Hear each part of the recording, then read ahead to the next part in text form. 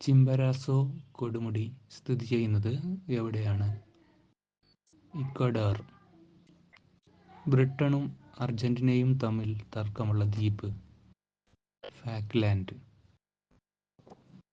വെളുത്ത ഭൂഖണ്ഡം എന്ന് അറിയപ്പെടുന്നത്? അന്റാർട്ടിക്ക. വനിതകൾക്ക് ആദ്യമായി വോട്ടവകാശം നൽകിയ രാജ്യം? ന്യൂസിലാൻഡ്.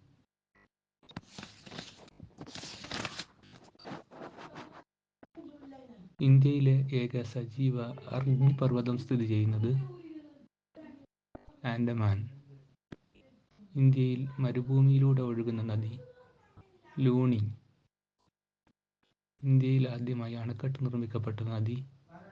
കാവേരി.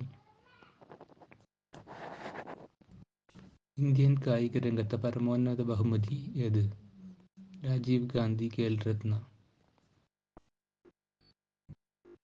കേരളത്തിലെ സ്വകാര്യ സ്വാശ്രയ കോളേജ് പ്രശ്നം അന്വേഷിച്ച കമ്മീഷൻ?